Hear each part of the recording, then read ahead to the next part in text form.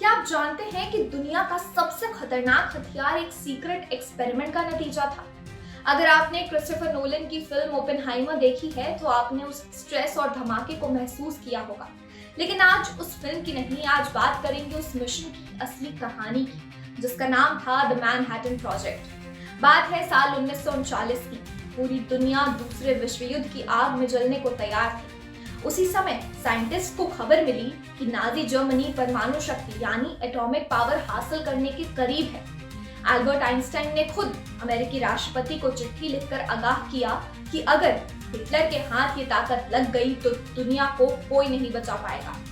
इसी डर ने जन्म दिया इतिहास के सबसे सीक्रेट और सबसे एक्सपेंसिव प्रोजेक्ट को। अमेरिका ने इस मिशन के लिए रातों रात 3 सीक्रेट शहर बसाए, ओक रिज यूरेनियम एनरिचमेंट के लिए, हैनफोर्ड प्लूटोनियम के लिए और लॉस एलमोस जहां बम को डिजाइन किया जाना था। इस मिशन को लीड कर रहे थे एक जीनियस साइंटिस्ट जे रॉबर्ट ओपेनहाइमर, जिन्हें परमाणु बम का जनक कहते हैं।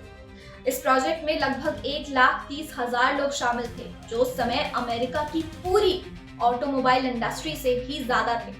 लेकिन हैरानी की बात यह थी कि इनमें से 90% लोगों को ये पता ही नहीं था कि वो बना क्या रहे हैं।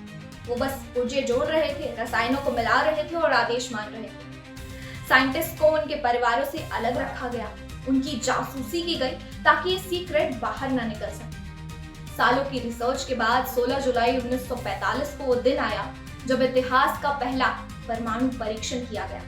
इसका कोड नेम था ट्रिनिटी टेस्ट। सुबह के 5:29 पर जब रेगिस्तान में वो बम फटा तो उसकी रोशनी सूरज से भी तेज थी। एक विशाल मशरूम क्लाउड आसमान की ओर उठा। धमाका इतना भयानक था कि वैज्ञानिक खुद सन्न रह गए। फिल्म में भी दिखाया गया है कि उस पल ओपेनहाइमर के दिमाग में क्या चल रहा था। उन्होंने भगवद गीता का वो मशहूर श्लोक याद किया, now I have become death, the destroyer of worlds, यानी मैं अब मृत्यु बन गया हूं, संसारों का विनाशक। इस परीक्षण के मात्र 21 दिन बाद दुनिया ने पहली बार परमाणु बम की असली ताकत देखी। 6 अगस्त 1945 को लिटिल बॉय हिरोशिमा पर गिराया गया और 9 अगस्त को फैट मैन नागासाकी।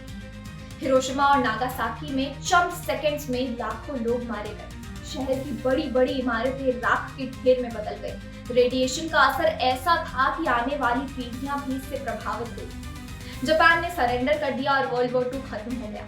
लेकिन युद्ध खत्म होने की खुशी से कहीं ज्यादा बड़ी थी वो चिंता जो अब पूरी दुनिया के सिर पर मंडरा रही थी। मानवता एक ऐसे मोड़ पर खड़ी थी जहां से वापस जाना मुमकिन नहीं था। मैनहट्टन प्रोजेक्ट ने युद्ध तो खत्म कर दिया, लेकिन उसने कोल्ड वॉर और हथियारों की एक ऐसी दौड़ शुरू कर दी जो आज भी जारी है।